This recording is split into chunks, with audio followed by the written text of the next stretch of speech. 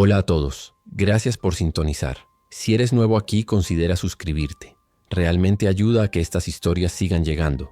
Y mientras estás aquí, déjame saber en los comentarios desde dónde estás escuchando. Ahora, siéntate, relájate y entremos en la historia. No planeé convertirme en la voz detrás de un mensaje que haría que la mitad de Chicago levantara la vista de sus teléfonos en el mismo momento. Soy un ingeniero de radio, no un héroe de película. Mi trabajo en el papel es el cuidado y la alimentación de cosas invisibles, canales de control, grupos de conversación, enlaces de microondas que conectan nuestro centro del 911 con las torres dispersas a lo largo del lago y las autopistas. Cuido antenas y hojas de cálculo. Pero la noche que lanzamos la primera advertencia a toda la ciudad, la noche que admitimos en voz alta que la propia ciudad no era segura, tenía ambas manos en la consola y unos auriculares clavados en mis sienes esperando que el indicador verde de transmisión dejara de parpadear. La primera llamada, que se sintió extraña, llegó a las 18:12, justo después del cambio de turno. El despachador la marcó en mi consola como estado mental alterado, agresivo. Eso pasa. La operadora sonaba tranquila en mi oído, pidiéndole a una mujer en Logan Square que mantuviera la puerta cerrada, su voz volviéndose fina en los bordes mientras la persona que llamaba describía a un extraño paseando en círculos lentos en el patio, golpeando su frente contra el I-900. Cristal cada pocos segundos como un metrónomo.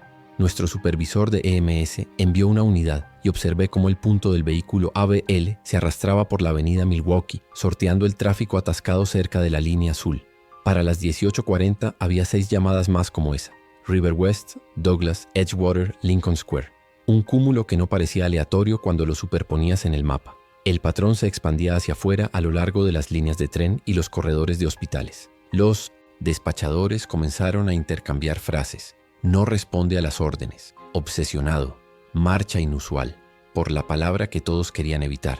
La palabra que estaban evitando no era violento, era contagioso. La Oficina de Comunicaciones y Gestión de Emergencias de la ciudad de Chicago se encuentra en el 1411 West Madison, un edificio bajo y pesado que parece que podría soportar una tormenta sin inmutarse. La habitación donde trabajo está escondida detrás del piso del 911.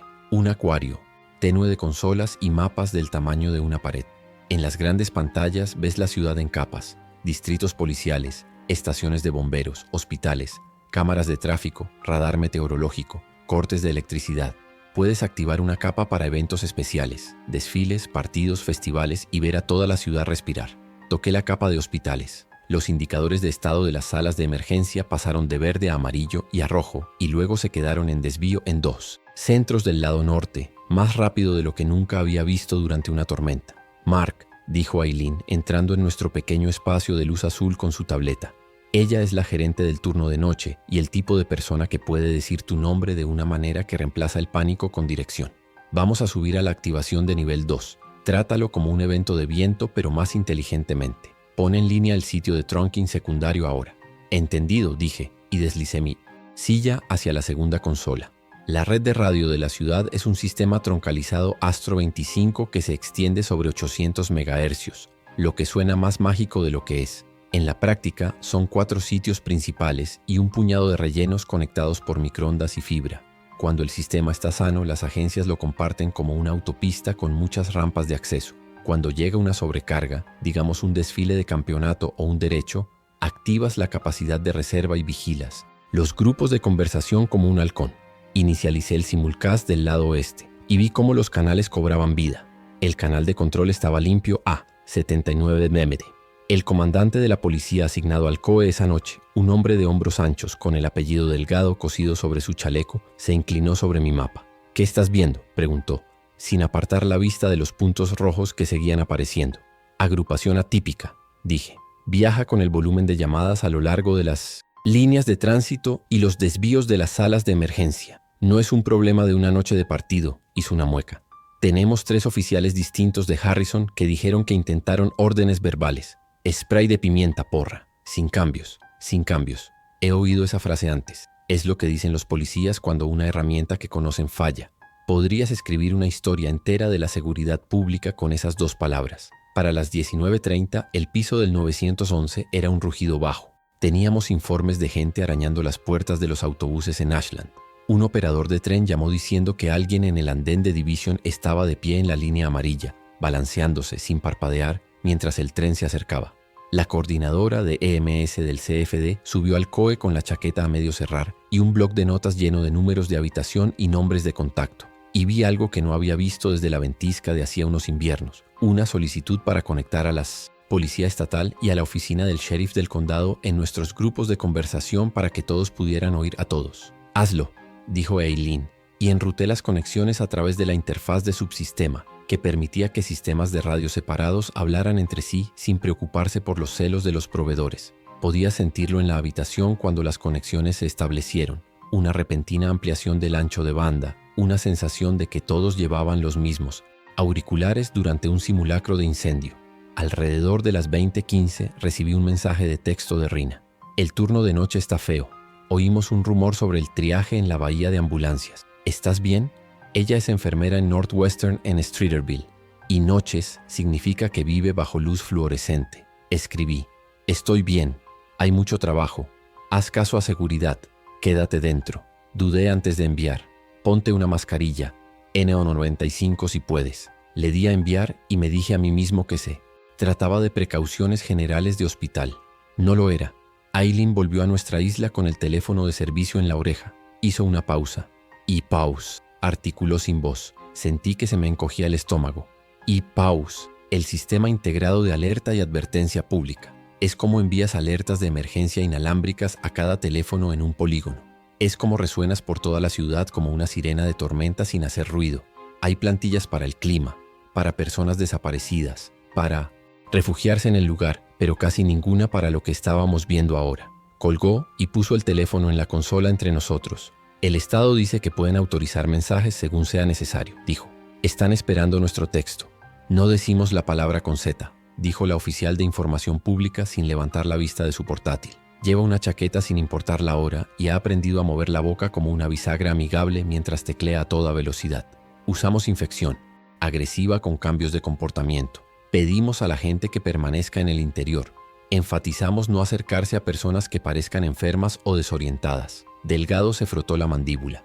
«Necesitamos decirles que eviten el contacto con fluidos corporales». Se detuvo, sacudió la cabeza. «Necesitamos ser claros». «Podemos ser claros sin ser gráficos», dijo Eileen. Luego a mí: «¿Puedes redactar un texto? Manténlo por debajo de 360 caracteres. Geolocalízalo a los límites de la ciudad. Podemos expandirlo si es necesario». Abrí la interfaz de iPause, un formulario blanco y limpio pidiendo un mensaje, una categoría web, una calificación de certeza. El teclado se sentía como si se hubiera vuelto más pesado. Escribí: «Alerta de seguridad pública de Chicago. Los servicios de la ciudad están respondiendo a una emergencia médica de rápida propagación que causa un comportamiento agresivo en algunas personas. Permanezca en el interior. Cierre las puertas. No se acerque a nadie que actúe desorientado o violento. Llame al 911 solo para emergencias. Actualizaciones en los medios locales y sitios web de la ciudad». Dudé. Luego añadí: «Si se encuentra en un lugar público, muévase a un lugar interior seguro ahora». «Ejecútalo», dijo Eileen. La oficial de información pública lo leyó rápidamente. Se negó a mirarme cuando dijo «aprobado» y siguió escribiendo una versión más larga para el sitio web de la ciudad. Delgado miró el mapa, donde un nuevo lote de llamadas estalló alrededor de la línea marrón. «Envíalo», dijo en voz baja. Envié el paquete. El cliente mostró un pequeño icono de carga mientras el mensaje se movía de nuestra consola al agregador estatal y a los operadores. Luego el icono se detuvo. «Entregado», me dijo la pantalla, como un amigo tratando de mantener las cosas ligeras. Me quité los auriculares y los puse en el escritorio como si pudieran romperse. En el centro del 911 de abajo, 1000 teléfonos vibraron sobre 1000 consolas, mientras cada operador recibía la misma alerta que la ciudad. Por unos minutos las llamadas disminuyeron. E-Pause funciona como una mano en el hombro de alguien. No soluciona un problema, pero hace que la gente dude. Se van a casa en lugar de salir a hacer un último recado. Llaman a un vecino, cierran el bar temprano, se preparan. El silencio duró 6 minutos. A las 20:54 el canal de control de la Torre Oeste entró en alarma. En lenguaje sencillo, uno de nuestros principales sitios de radio se había caído, lo que une las radios de la ciudad en una sola voz se había apagado. Me giré en la silla con el corazón latiendo en mi garganta. «El sitio 3 está caído», dije repitiendo. «El oeste está caído». «¿Cuál es el respaldo?», preguntó Delgado. «Modo de fallo suave», dije y forcé mi voz a mantenerse nivelada. Cada radio pasa a una frecuencia preprogramada y actúa como si fuera 1995 de nuevo. No es elegante, pero transmite voz. Pondré en línea el sitio norte para equilibrar el tráfico. Saqué el controlador del sistema, activé el fallo en los grupos de conversación afectados y observé cómo los canales de voz se asentaban en sus viejas pieles. Habíamos practicado esto, pero nunca en conjunto con una ciudad llena de gente tratando de decidir si correr o quedarse quieta. En la siguiente hora, las cámaras de tráfico a lo largo de la línea roja parpadearon y se congelaron. Una persona que llamó describió a gente caminando por las vías entre estaciones, con las manos extendidas, los ojos pálidos bajo el lino de resplandor. Un equipo de EMS informó de una colisión. Alguien se había bajado de un andén sin mirar, como un niño entrando en una fuente. Las palabras encefalitis contagiosa aparecieron en una nota de hospital en nuestra pantalla de estado de emergencias y desaparecieron de nuevo minutos después. A las 22:10, Reina volvió a enviar un mensaje. Tenemos seguridad en las puertas. 2 guardias. Mi jefa de enfermeras dice que la policía les dijo que cerraran. Estoy en la sala de recuperación con Billing y otros 6. Podemos oír algo en la escalera, como golpecitos. Mi mano resbaló en la consola. Voy a por ti, escribí antes de poder disuadirme. Añadí, quédate donde estás. No abras esas puertas a menos que sea tu jefa de seguridad y puedas verle la cara. Aileen leyó la expresión en mi rostro. Ve, dijo. Toma una unidad de la ciudad. Toma una radio. Si no puedes volver en 2 horas, sé inteligente. Conoces la orilla del lago mejor que nadie aquí. Necesitarás a alguien que mantenga el sistema caliente, dije. Lo mantendré caliente, dijo. Solo ve a buscarla. Delgado me encontró en el garaje con un juego de llaves y un chaleco con OEM en la espalda. Usa el Ford Explorer, dijo. Las luces solo si las necesitas. No intentes pasar por Lower Wacker. La gente pensará que es un atajo seguro y luego todos aparcarán allí como si fuera un sótano. Si te quedas atascado ahí abajo, eres un pez en un barril. Tomaré Randolph hacia el este y luego Michigan, dije automáticamente. Si está atascado, lo abandonaré y correré las últimas cuadras. Toma esto. Me entregó una linterna de metal sencilla, del tipo cuya cabeza se puede desenroscar para convertirla en una lámpara y una pequeña palanca. Podemos resolver la mayoría de los problemas sin algo que haga ruido. Gracias, dije. El silencio se sentía como un plan. La ciudad a la salida era un estudio de preparación nerviosa. Las cajas de seguridad hacían clic en los frentes de las tiendas. Un hombre ayudaba a una mujer a bajar una bicicleta de un balcón con una cuerda. 2 niños sostenían un cartel de cartón en la ventana de un condominio que decía «Quédate en casa», con rotuladores de arcoíris. Mantuve las luces apagadas y conduje como si las calles estuvieran cubiertas de hielo, sin movimientos bruscos, nada que llamara la atención. Cerca de State Street, un autobús de la CTA estaba de bruces en el carril de la acera, con las luces de emergencia haciendo su metrónomo. A través de su cristal vi a un conductor sentado quieto, con las manos en el volante, mirando directamente a un reflejo de sí mismo. Esto no era una tormenta, pensé. Esto era un diapasón sostenido contra el hueso de la ciudad.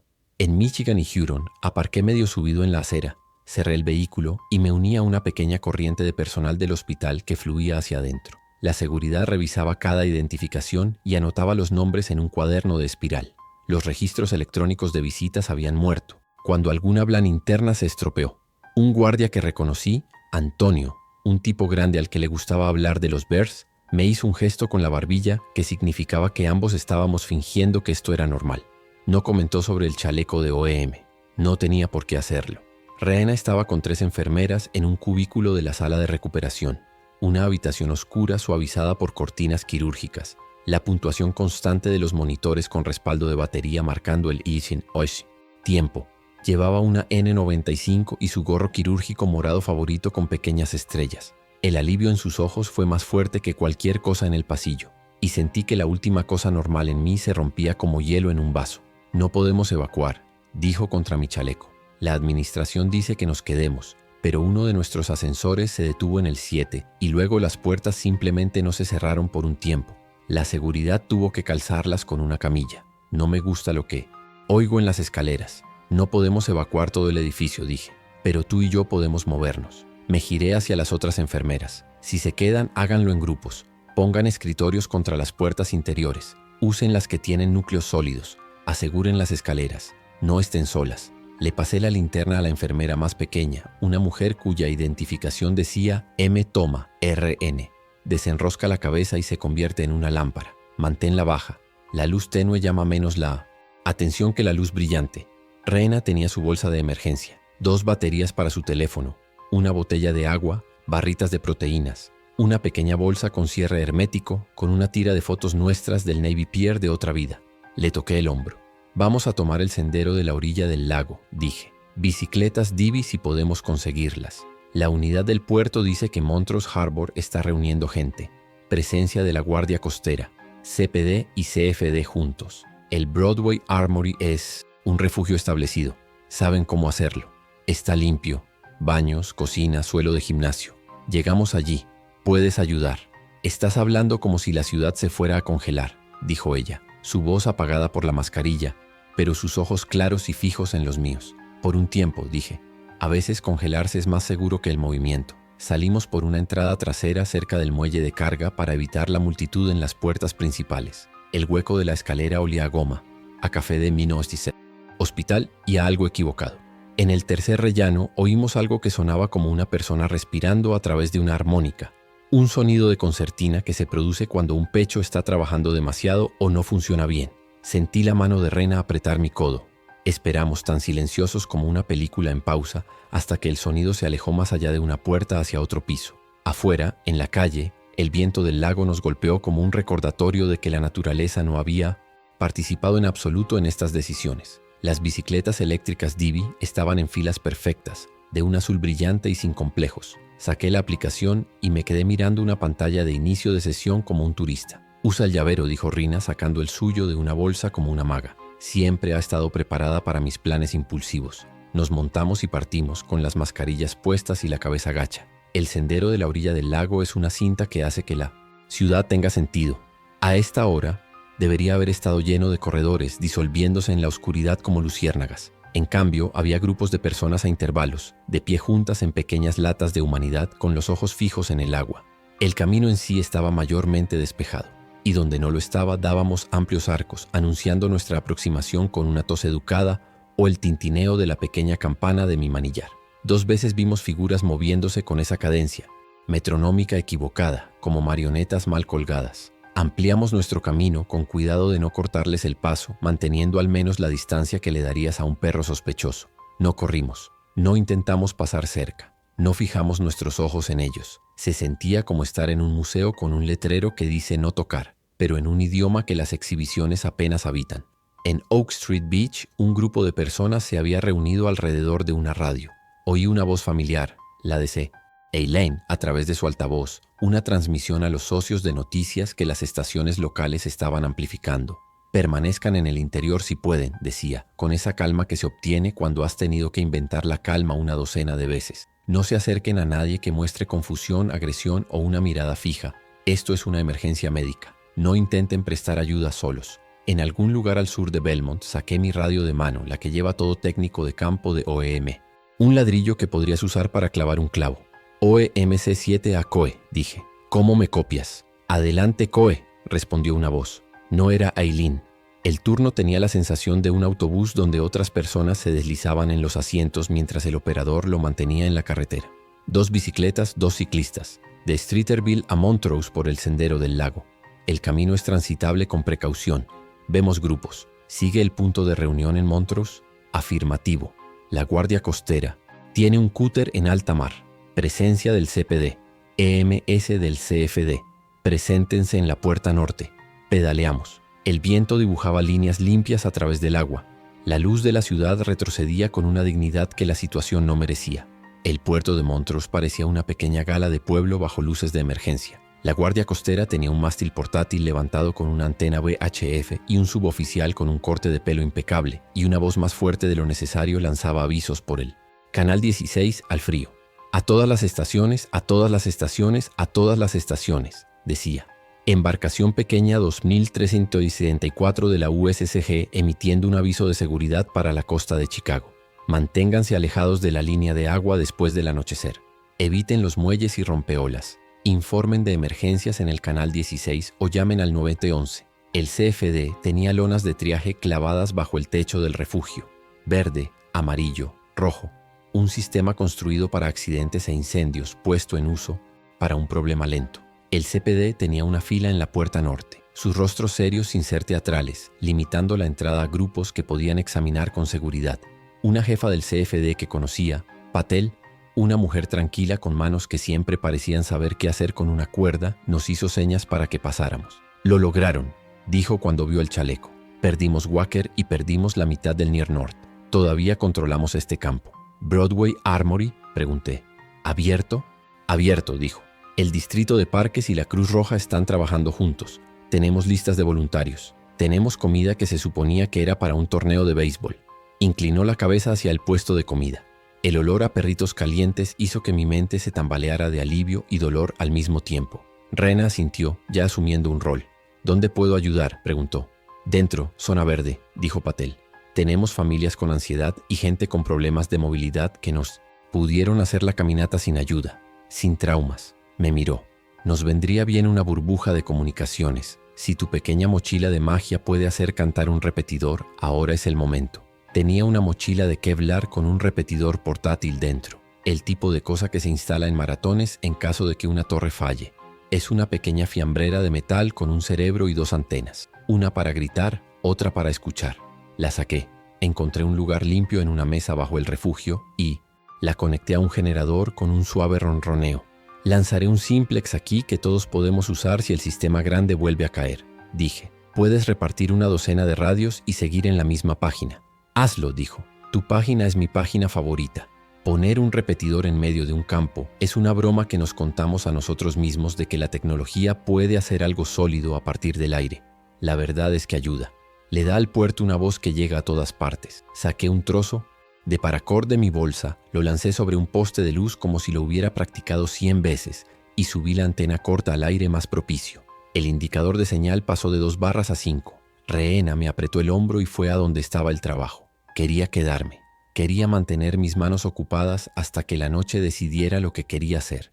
Pero la voz de Eileen en mi cabeza decía: «Te necesitamos enviando mensajes». La ciudad necesitaba a alguien dentro de la máquina que supiera cómo tirar de las palabras como si fueran palancas. «Tengo que volver», le dije a Rina. «Vamos a necesitar una segunda alerta. La gente que salió tarde del trabajo no habrá visto la primera.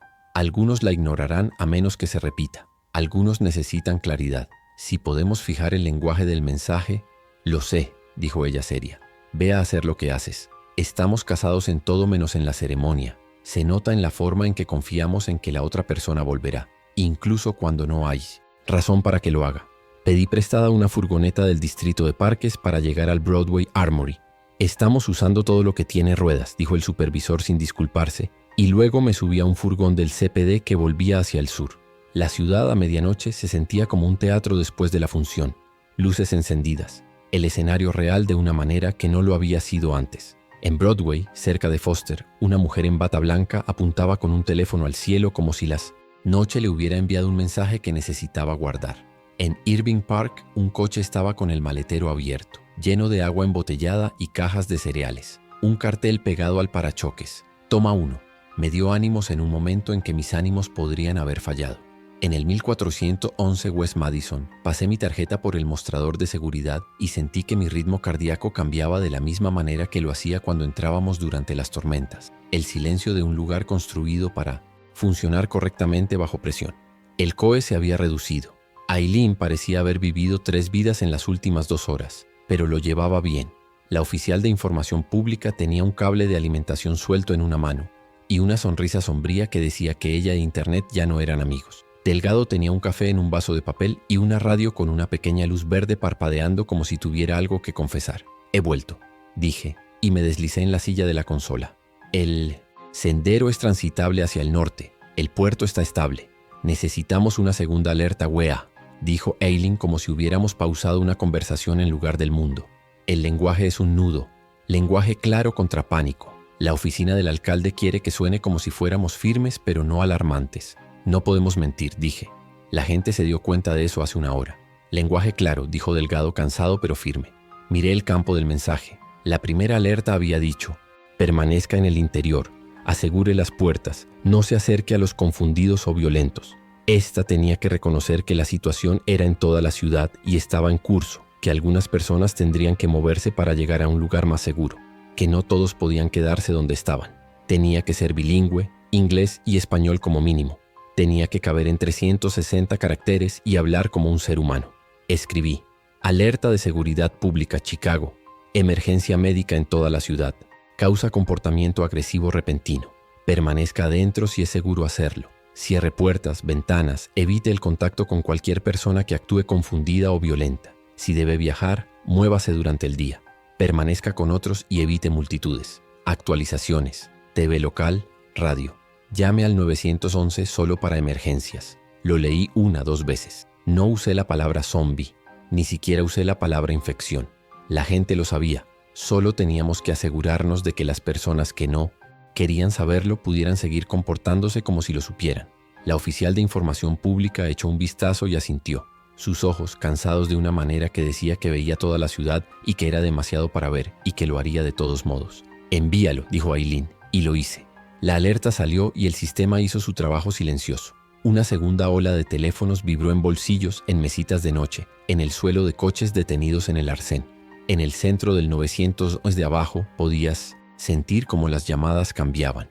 Menos llamadas de pánico saliendo de bares y estadios. Más gente con preguntas sobre medicamentos. Menos gente describiendo a un tipo raro golpeando el cristal.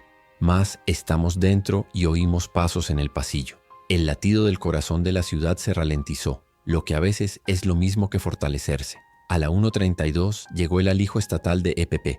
Cajas de mascarillas y guantes en un camión que olía a armario limpio. A las 2:03, una rotura de una tubería principal de agua cortó la presión en un tramo del South Loop, y los bomberos giraron en un solo movimiento para resolver un problema de 150 años. Porque incluso en un desastre, la ciudad solo quiere lo que siempre ha querido: alguien que gire la llave en la dirección correcta. Por esa época, un radioaficionado me llamó en 146.52 Simplex bajo el indicativo BW9EBN y dijo que tenía a la vista una manzana en Avondale, donde 3 familias se habían mudado al techo de un edificio y agitaban linternas, al ritmo. No tenemos teléfono, dijo. Tenemos madres y un bebé. Tenemos galletas. Lo conecté con el despachador del distrito por teléfono y con un cable no del todo estándar que guardo en una bolsa. 10 minutos después, alguien con una llave había bajado a esas familias por la escalera más segura de la historia de la administración de propiedades. ¿Qué más podemos decirles?, me preguntó Aileen cerca del amanecer. Desde las ventanas que miran al oeste hacia el United Center, el cielo había comenzado a tomar un color que solo veo después de largas noches en este escritorio. El tipo de gris que no le debe nada al lago. Podemos decirles que la mañana es más segura que la tarde, dije. Podemos decirles que se muevan con intención y no por impulso. Podemos decirles que llenen sus bañeras porque la presión del agua podría volverse extraña. Podemos decirles que pregunten por los vecinos a través de una puerta, no en persona. Podemos decirles que si alguien llama y no habla, no es una buena llamada para responder. No podemos decir eso, dijo ella, un reflejo tan gastado que era como memoria muscular. Podemos decirlo con delicadeza, dije. Las palabras no tienen por qué ser afiladas para ser ciertas. Escribimos un conjunto de tarjetas de seguridad para el sitio web y para la franja de noticias de la televisión. El tipo de sentido común que se siente como una profecía cuando lo necesitas. Le dijimos a la gente que atenuara la luz por la noche, que usara mantas para bloquear las ventanas interiores si se sentían observados. Les dijimos que eligieran una señal simple con amigos. 3 golpes, una pausa, luego 1, para que pudieran distinguir una mano familiar de la de un extraño. Les dijimos que dejaran que las voces, no las formas, guiaran las decisiones. Les dijimos que encontraran sus baterías y que pusieran un trozo de cinta sobre el pequeño LED de una radio si la usaban para compañía, porque en la oscuridad una pequeña luz verde es una invitación. Llevé la radio de mano a una habitación lateral, donde las luces fluorescentes zumbaban como insectos distantes, y sintonicé un repetidor que usábamos para las redes de voluntarios de la ciudad. Aquí OEM7, Mark, dije al micrófono. Estoy estableciendo un canal comunitario para reportes de vecindarios al comienzo de cada hora. Si tienes licencia, únete. Si no, escucha. Si necesitas transmitir en una emergencia, hazlo. Nos encargaremos del papeleo más tarde. En un minuto las voces llenaron la elendecésimo habitación. Un padre en Bronzeville preguntando por una vecina anciana por radio porque no quería que ella sintiera que una puerta se abría al pasillo equivocado. Una maestra en Humboldt Park con estudiantes en su edificio porque la clase se había convertido en cuidado. Un diácono en Pullman leyendo una lista de nombres en la red como una oración. Nada de eso salvó el día. Todo ello construyó un suelo sobre el que podíamos apoyarnos. Dejar a Rina en el puerto fue una de las cosas más difíciles que he hecho. un acto de fe en sistemas que yo mismo había visto fallar. La vi apretar el hombro de una mujer mayor, su rostro calmado y profesional, y supe que estaba exactamente donde debía estar. Yo, por otro lado, tenía que volver al acuario de luz azul, al corazón nervioso de la ciudad. Patel me señaló una furgoneta del distrito de parques. «Estamos usando todo lo que tiene ruedas», dijo el supervisor encogiéndose de hombros, «y rezando para que el combustible dure». El viaje de regreso fue surrealista, un descenso a través de las capas de una ciudad que se despojaba de su normalidad. El conductor, un joven del CPD cuyo nombre no supe, conducía con una concentración tensa, sus nudillos blancos en el volante. No usamos sirenas, solo el peso silencioso del vehículo abriéndose paso. En Broadway, cerca de Foster, vimos a la mujer en bata blanca, pero esta vez no estaba sola. Otros 2 vecinos estaban con ella, pasándole una botella de agua y señalando algo en la distancia. Una comunidad formándose en tiempo real en una acera. Más al sur, el coche con el maletero abierto y el letrero de Toma 1 estaba casi vacío. Alguien había dejado una nota diferente en su lugar, escrita con rotulador en un trozo de cartón. «Gracias. Dejamos una lata de atún». Pequeños actos de reciprocidad, los cimientos de todo lo que vendría después. El conductor del CPD me dejó a 3 manzanas del 1411 West Madison, donde un camión de saneamiento bloqueaba la calle. «Procedimiento de multisystem contención», murmuró. «Nadie entra o sale de la zona caliente sin pasar por el puesto de control». Tuve que caminar el resto del camino, con la radio en la mano como un talismán.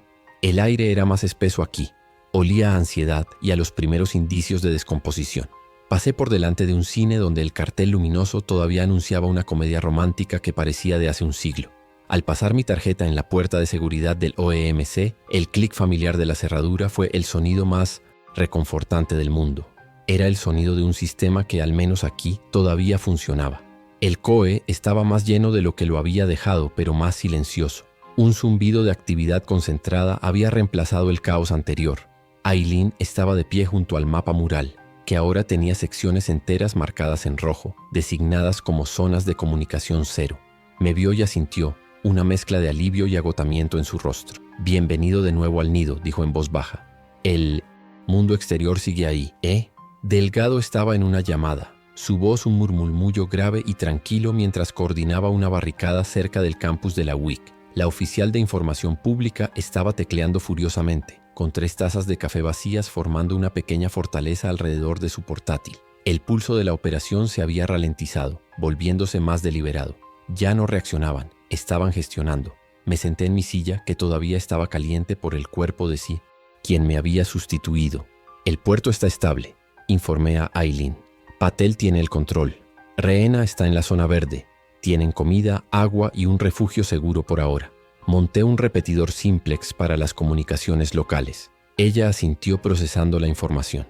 «Bien, es una pieza menos del tablero de la que preocuparse. Aquí, las cosas se han solidificado. Tenemos informes de grupos organizados de infectados, no solo individuos. Se mueven al unísono, atraídos por sonidos repetitivos. Lo vimos en el sendero del lago», dije. «Es como si sus cerebros estuvieran sintonizados en una sola frecuencia de ruido». Justo en ese momento, una de las consolas de radio secundarias emitió un pitido. No era una llamada al 911, era una transmisión en una frecuencia simple, una que rara vez usábamos. «Llamando a cualquier estación aquí WEBN. Repito, Whisky 9 Echo Victor November. Tengo contacto visual con supervivientes atrapados en Avondale. ¿Alguien me copia?» La voz era la de un hombre mayor, firme pero con un matiz de urgencia. Aileen me miró. «Ese es un canal de radioaficionados. No está en nuestra red». «Lo sé», dije, ya moviéndome hacia una caja de herramientas debajo de mi escritorio. «Pero podemos conectarlo». Saqué un conjunto de cables de conexión y un pequeño transformador de impedancia que guardaba para emergencias extrañas como esta. Era un truco sucio no aprobado por la FCC, pero la FCC había abandonado el edificio. En 90 segundos había conectado la salida de audio de un receptor de radioaficionado a la entrada de una consola de despacho libre. «9 EBN. Aquí el centro de operaciones de emergencia de la ciudad. Le copio alto y claro. ¿Cuál es la situación?» Hubo una pausa.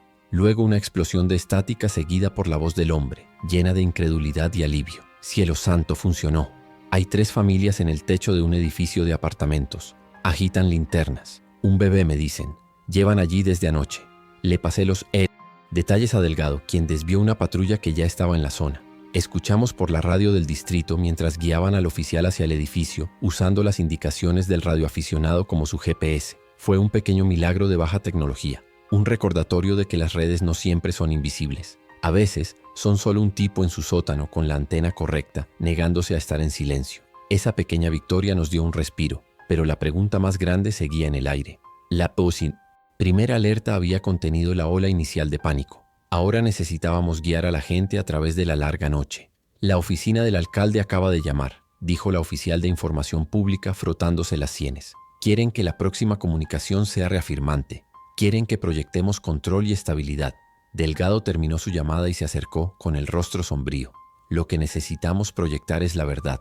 La gente necesita saber que moverse por la noche es una sentencia de muerte. Necesitan saber que una puerta cerrada es lo único que los mantiene vivos. No podemos endulzar eso. Se desató un debate. ¿Cómo se equilibra la calma con la claridad? Demasiada calma y la gente baja la guardia. Demasiado pánico y el sistema se colapsa por completo. Fue entonces cuando sugerí las tarjetas de seguridad. No una alerta de emergencia, no un edicto desde arriba, solo una lista simple de reglas, el tipo de cosas que la gente podía entender, recordar y compartir. Lo escribimos como un consejo de un vecino, no como una orden del gobierno, expliqué. Pasamos la siguiente hora discutiendo cada punto, cada palabra. Aileen insistió en atenúa tus luces por la noche. No apaga tus luces, para no crear una oscuridad total que pudiera asustar más. Delgado fue quien propuso el sistema de golpes. 3 rápidos, una pausa, 1 lento. Es lo que usábamos para identificar a los amigos en operaciones encubiertas, dijo. Es simple, distintivo y difícil de imitar por accidente. Añadimos la advertencia sobre no confiar en las formas, solo en las voces, después de que entrara un informe de un oficial que casi abre una puerta a lo que pensaba que era su compañero, antes de que éste emitiera un sonido gutural que no era humano. Mientras finalizábamos la lista, llegó un camión con el alijo estatal de EPP. Delgado supervisó la descarga, asegurándose de que las cajas de mascarillas y guantes se distribuyeran no solo a los socorristas, sino también a un equipo que las llevaría a los refugios establecidos, incluido el Broadway Armory. Cada caja descargada se sentía como un pequeño contrapeso contra la desesperación que se acumulaba afuera. Con las tarjetas de seguridad listas para ser publicadas en el sitio web y enviadas a las cadenas de televisión, volvimos a la cuestión de una segunda alerta WEA. La primera había sido un martillo. Esta necesitaba ser un bisturí. Tiene que reconocer que algunos no pueden quedarse donde están, dije, pensando en la gente atrapada en oficinas o varada en la carretera. Tiene que darles permiso para moverse, pero solo bajo las condiciones más estrictas. Redacté el nuevo mensaje sopesando cada uno de los 360 caracteres. La adición de la frase «si es seguro hacerlo» fue clave.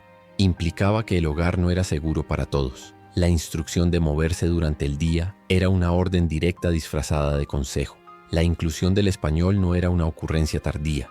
Era una necesidad en una ciudad de barrios y voces diversas. Se lo pasé a Aileen. Lo leyó, su dedo siguiendo las palabras en la pantalla. Esto funciona, dijo finalmente.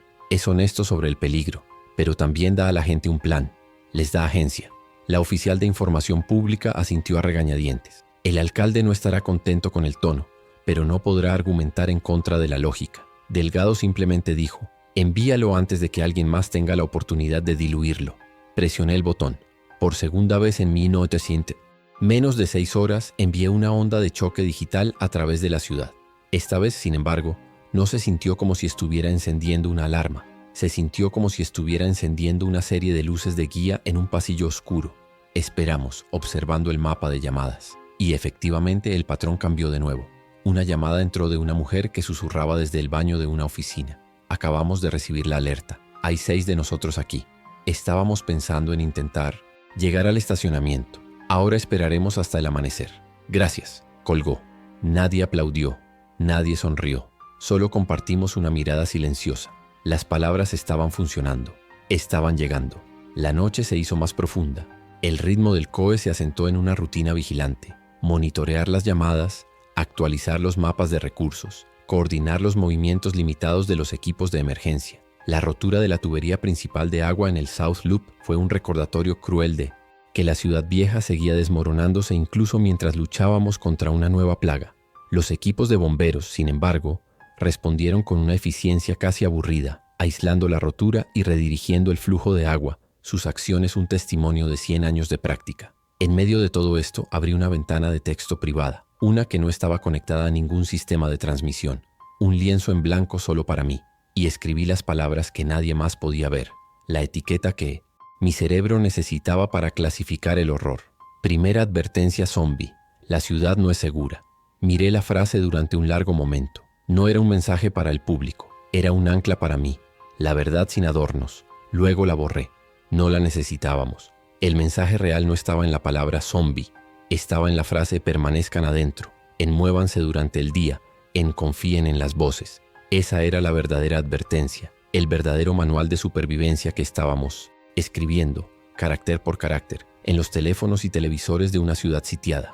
Me puse de pie y me estiré, sintiendo cómo crujían las vértebras de mi espalda. Fui a la ventana que daba al oeste. La calle Madison estaba desierta, bañada por el brillo naranja de las farolas. Parecía pacífica, pero sabía que era la paz de un depredador que descansa entre cacerías. La ciudad no estaba dormida, estaba conteniendo la respiración. Aileen se acercó y se paró a mi lado, sosteniendo una taza de café recién hecho. «Lo estamos logrando, Mark», dijo en voz baja, casi para sí misma. «¿Sabes cómo lo sé? Porque hace una hora un despachador recibió una llamada sobre una disputa de ruido. Alguien en un edificio de apartamentos estaba martillando algo. El vecino llamó para quejarse. Incluso ahora, la gente todavía quiere que sus vecinos sean considerados». Sonreí, la primera sonrisa genuina en lo que parecieron días. «Supongo que algunas cosas nunca mueren», dije. «No», respondió ella mirando la ciudad vacía. «No las importantes». Volvimos a la consola. El café un calor bienvenido en mis manos. Aún quedaban horas hasta el amanecer. Horas de vigilar las pantallas, de escuchar las voces en la radio, de ser los pastores invisibles de un rebaño asustado. El amanecer llegó, no como una explosión de color, sino como una lenta dilución del gris. Con él vino el momento de la verdad. ¿La gente escucharía? ¿Se moverían con la cautela que les habíamos implorado?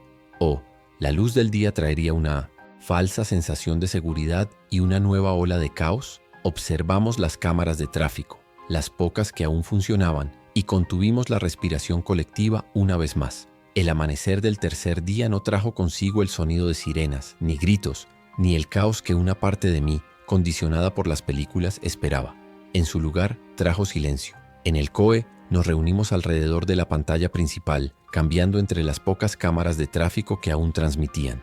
No vimos hordas de Miramots, supervivientes presas del pánico saliendo a las calles. Vimos grupos pequeños, de 2 o 3 personas, moviéndose deliberadamente cerca de las paredes de los edificios. Vimos a un hombre ayudar a una familia a pasar un cochecito de bebé por encima de un bordillo. Vimos pausas, miradas cuidadosas en ambas direcciones, una coreografía de cautela que se extendía por toda la ciudad. Nuestras palabras habían aterrizado. La gente no solo las había oído, las había escuchado. Estaban esperando, moviéndose con la intención que les habíamos suplicado. El alivio en la habitación era tan espeso y tangible como el humo. Delgado se quitó la gorra y se pasó una mano por el pelo, exhalando lentamente. Aileen cerró los ojos por un momento, un solo momento de paz en medio de la tormenta. Habíamos evitado una segunda ola de desastre, una causada no por la infección, sino por el miedo. Fue entonces cuando mi teléfono de servicio vibró con una solicitud de videollamada entrante. Era de una tableta genérica, pero la identificación estaba etiquetada como Armory EF. Rehena. Me retiré a una sala de conferencias lateral, un cubículo de cristal que ahora parecía un confesionario. Acepté la llamada y su rostro llenó la pantalla, cansado y con el pelo recogido, pero inconfundiblemente vivo. Detrás de ella vi el movimiento ordenado del refugio. «Te ves viva», dije, mi voz más ronca de lo que esperaba.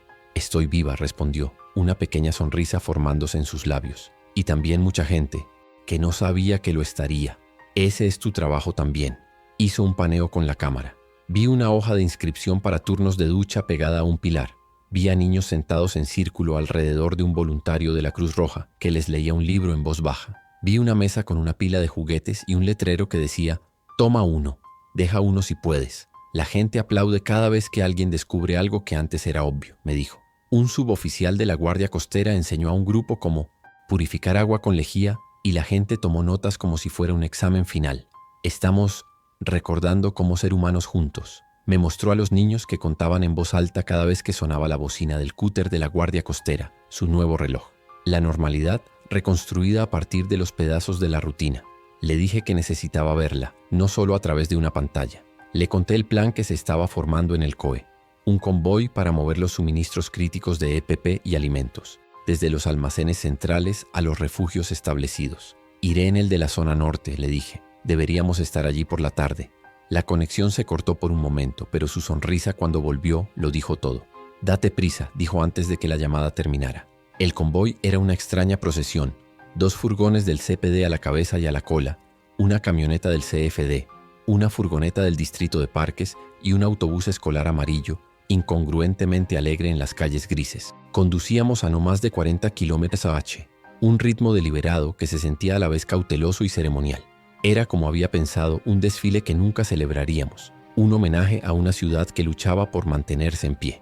El paisaje había cambiado sutilmente en las últimas 36 horas. El silencio era más profundo, las calles más vacías, pero había más señales de vida, de desafío, más letreros en las ventanas. Estamos bien gracias a los socorristas. Necesitamos fórmula para bebés. Tenemos baterías de repuesto. La ciudad estaba empezando a hablar entre sí, a dejar mensajes en las paredes para que el resto de nosotros los leyera. Al llegar al Broadway Armory, la escena era de un orden impresionante. Voluntarios con chalecos de colores dirigían a la gente. Un equipo médico improvisado atendía pequeños cortes y esguinces, y el olor a café y sopa caliente flotaba en el aire.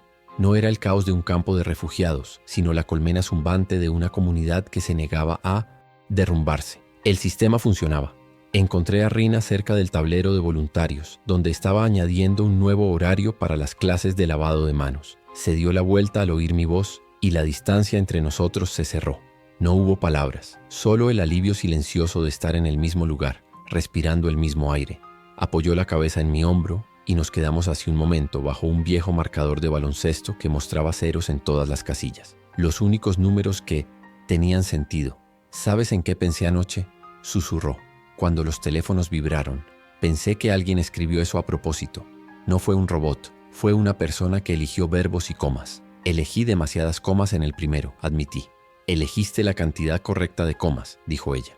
Y en esa simple frase sentí el peso de las últimas 48 horas aligerarse un poco. Caminamos por el interior, y ella me señaló los pequeños sistemas que habían creado. El intercambio de libros, el rincón, tranquilo para la gente con sobrecarga sensorial. Las estaciones de carga de teléfonos alimentadas por generadores de manivela. Luego me llevó a un almacén trasero. Allí, un conserje había apilado cuidadosamente sillas plegables y había etiquetado cada estante con cinta de pintor azul. Mantas, kits de higiene, pilas AA. El orden meticuloso era un acto de desafío. Decidí quedarme unas horas. El refugio tenía radios, pero su sistema era caótico. Pasé la tarde ayudándoles a establecer una pequeña red local, programando un puñado de radios de mano en una frecuencia simple, enseñando a un pequeño equipo de voluntarios los protocolos básicos de comunicación. Era una versión en miniatura de mi trabajo en el COE, pero se sentía inmensamente más tangible. Estaba construyendo una red para mantener a Rina y a cientos como ella un poco más seguros. El convoy de regreso partió 2 horas antes del anochecer. La despedida fue más fácil esta vez. Ya no era un sí, volvería a verla, sino un ¿cuándo? Mientras nos alejábamos, la vi de pie en la entrada, hablando con un voluntario, ya de vuelta a su trabajo de mantener unida a su pequeña porción del mundo. Ella era tan ingeniera de la supervivencia como yo, solo que sus herramientas eran la compasión y el cuidado. De vuelta en el COE, la atmósfera había vuelto a cambiar. El enfoque se estaba desplazando de la crisis a nivel macro a la gestión a nivel micro. Ya no se trataba solo de mantener a toda la ciudad encerrada. Se trataba de cómo ayudarles a vivir dentro de ese encierro. ¿Qué hacemos con la comida?, preguntó Delgado señalando un mapa que mostraba la distribución de supermercados. La gente se está quedando sin provisiones. No podemos mantenerlos encerrados para siempre si se mueren de hambre. Ahí fue donde nació la idea de la apertura controlada de la tienda. Era un riesgo enorme. Una concentración de gente era un imán para los infectados, pero el hambre era un riesgo mayor. Pasamos 1 hora planificando la logística. Una sola tienda en una zona de bajo riesgo, con un perímetro asegurado por el CPD, entrada y salida estrictamente controladas, y un límite de tiempo estricto. La comunicación era la parte más crítica. Necesitábamos hacer llegar el mensaje solo a los barrios cercanos para evitar una migración masiva. Usé el sistema de alertas para dibujar un polígono ajustado alrededor de la tienda. El mensaje era simple, directo y establecía las reglas con claridad. Traiga sus propias bolsas. Paciencia obligatoria. Fue el primer mensaje que enviamos que no trataba sobre el peligro, sino sobre un atisbo de normalidad. Era un paso monumental. Mientras preparaba la alerta, una joven, una pasante de la oficina del alcalde que había quedado atrapada aquí, se acercó a mi consola. Había estado observando en silencio durante días, haciendo lo que se le pedía, sus ojos muy abiertos asimilando la enormidad de todo. «¿Puedo preguntar algo?», dijo en voz baja. Asentí. «¿Cómo llamamos a esto?». La pregunta me tomó por sorpresa. No se refería a la infección, se refería a todo esto. Nuestra respuesta, el mundo que estábamos construyendo. Miré a Eileen coordinando con el CFD, a Delgado planificando la ruta de un camión de agua, a la oficial de información pública redactando un comunicado sobre la conservación de la energía. «Llámalo», dije lentamente. «La noche en que aprendimos a hablar sobre el peligro de una manera que tiene sentido. Llámalo la noche en que le recordamos a la gente que la ciudad es un lugar de puertas y vecinos y rutinas y radios, y que a veces la seguridad es más silenciosa de lo que queremos que sea». Ella asintió, no como si entendiera completamente, sino como si estuviera dispuesta a hacerlo, como si le hubiera dado un título para la carpeta que estaba creando en su mente, un marco para la historia que algún día contaría. Se dio la vuelta y fue a ayudar a un analista a contar las llamadas de servicio, encontrando su propio lugar en el sistema. Esa tarde me encontré pensando en el lenguaje de nuevo.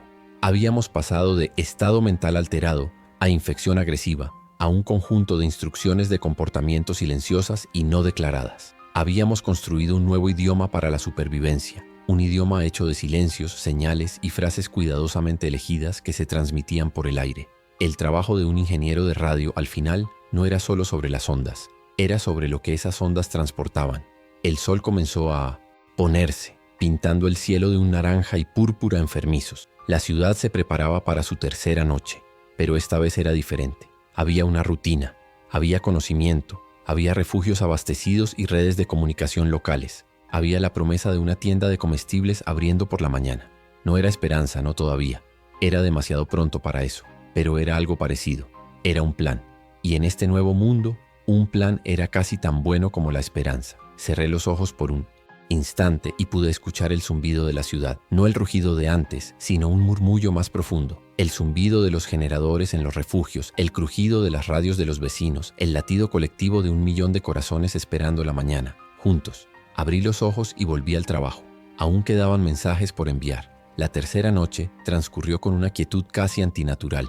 En el COE, el ritmo se había transformado en el de la sala de control de una misión espacial de larga duración. Largos periodos de silencio y observación, salpicados por breves ráfagas de comunicación concisa. La red de radioaficionados que había establecido cobró vida propia, un tapiz de voces que tejían una nueva tela social en la oscuridad. Un hombre en Lincoln Park pedía consejos sobre cómo hacer una férula para el perro de su vecino. Una mujer en Pilsen organizaba un sistema de vigilancia por ventanas con las 3 familias de su edificio. No eran llamadas de pánico, eran llamadas de resolución de problemas. Eran el sonido de una ciudad que se negaba a esperar el rescate y en cambio se rescataba a sí misma. Un pequeño acto de ingenio a la vez. Cada transmisión exitosa, cada problema resuelto sin nuestra intervención, se sentía como una victoria. Estábamos presenciando el nacimiento de un sistema inmunológico comunitario y nuestras alertas y orientaciones habían sido los anticuerpos iniciales. Sin embargo, la noche no estuvo exenta de crisis. Justo después de las 3 de la mañana, recibimos una llamada desesperada de un complejo de apartamentos en Lakeview. No se trataba de infectados, sino de algo mucho más mundano y, por tanto, más trágico. Un hombre estaba sufriendo un ataque de asma severo y su inhalador de rescate estaba vacío. La farmacia más cercana estaba a 6 manzanas, un viaje imposible en la oscuridad. Era una prueba que nuestras nuevas reglas aún no habían previsto. No podíamos enviar una ambulancia. El riesgo de atraer la atención era demasiado alto y los recursos estaban al límite. Durante 10 minutos agónicos, la sala se sintió impotente. Fue Eileen quien encontró una solución. Recordó que una de las voluntarias del refugio del Armory era paramédico retirada. Usando la red local que yo había configurado, nos pusimos en contacto con el Armory. La voluntaria, a través de la radio, guió a la esposa del hombre a través de una serie de técnicas de respiración y posicionamiento para mantener sus vías respiratorias lo más abiertas posible. Mismo tiempo, Delgado localizó a un oficial de policía que se había refugiado en una estación de bomberos a solo 2 manzanas del apartamento. El oficial se ofreció a ir. Se movió en silencio, a pie, sin luces, llevando solo un inhalador de un botiquín de primeros auxilios. Escuchamos por la radio con la respiración contenida mientras susurraba los puntos de control. Llegando a la entrada, subiendo las escaleras, entrega realizada. La crisis pasó. No fue una victoria espectacular, sino una delicada cirugía realizada a través de ondas de radio y la valentía de un solo oficial. Este incidente nos enseñó una lección vital. La amenaza no eran solo los infectados. La amenaza era el colapso de las pequeñas cadenas de suministro y los servicios que mantenían viva a la gente a diario. El asma, la diabetes, una infección por un corte. Estos eran los nuevos enemigos que acechaban en las sombras. Nuestra estrategia tenía que evolucionar más allá de la simple contención. Cuando amaneció, el cuarto día, el aire en el COE estaba cargado con la tensión de un estreno teatral. Hoy era el día de la apertura del supermercado, nuestra apuesta más audaz hasta el momento. En el mapa mural, la tienda en Clark y Lawrence era un pequeño cuadrado verde en un mar de rojo, un oasis planificado. Observamos a través de la cámara de un poste de luz cercano nuestra única vista, mientras un equipo del CPD aseguraba el perímetro antes del amanecer. Se movían con una nueva eficiencia, no como policías controlando a una multitud, sino como cazadores montando un coto. Colocaron barreras de coches y usaron altavoces portátiles para establecer un carril de aproximación claro. El gerente de la tienda, un hombre de mediana edad que se había refugiado en la trastienda durante 3 días, salió parpadeando a la luz y desactivó las alarmas, sus manos temblando visiblemente. Fue un pequeño acto de heroísmo comercial. La gente empezó a llegar poco después de las 7 de la mañana. No en una avalancha, sino en un goteo constante. Familias enteras, parejas de ancianos, individuos solitarios. Llevaban bolsas reutilizables y mochilas, sus rostros una mezcla de esperanza y miedo. La disciplina fue asombrosa. Formaron una única fila, manteniendo la distancia entre ellos sin que se les pidiera. La segunda alerta, la que les pedía paciencia, había calado hondo. El proceso era lento, 10 personas a la vez, con un límite de 5 minutos dentro. Vimos a través de la cámara como una joven madre salía con 2 botes de fórmula para bebés, con lágrimas corriendo por su rostro. Vimos a un anciano sosteniendo una bolsa de manzanas como si fuera un tesoro. Cada persona que salía con comida era una prueba viviente de que la civilización, aunque malherida, no estaba muerta. Por supuesto, la actividad no pasó desapercibida. Alrededor de las 8:30 la radio del CPD crepitó. Movimiento en el extremo norte del perímetro. Cuento 5, no, 6 infectados. Mi estómago se encogió. Este era el momento crítico. Un solo disparo podría convertir esta operación ordenada en un pánico mortal. Delgado se inclinó hacia su micrófono, su voz tranquila y firme. Mantengan la disciplina de ruido. Equipo de señuelo, prepárense. Nadie dispara a menos que se rompa la barrera. Vimos cómo 2 oficiales se alejaban del perímetro principal. Uno llevaba un pequeño altavoz a batería. Lo colocó detrás de un coche a unos 100 metros de distancia y lo encendió. Un simple tono repetitivo, un pitido monótono, emanó del dispositivo. Al principio, los infectados no reaccionaron. Siguieron avanzando pesadamente hacia el olor y el sonido de la vida en el supermercado.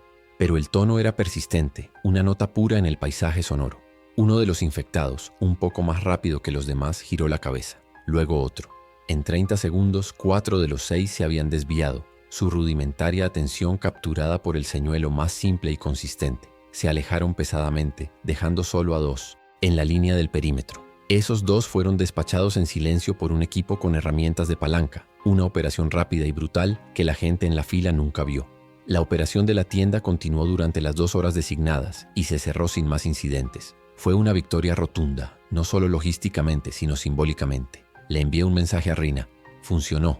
La gente tiene comida. Su respuesta fue instantánea. Una simple foto de la sala común del Armory, donde la gente estaba reunida alrededor de una radio escuchando las noticias. El pie de foto decía: estamos escuchando, sigue hablando. Ese día el significado de mi trabajo se cristalizó.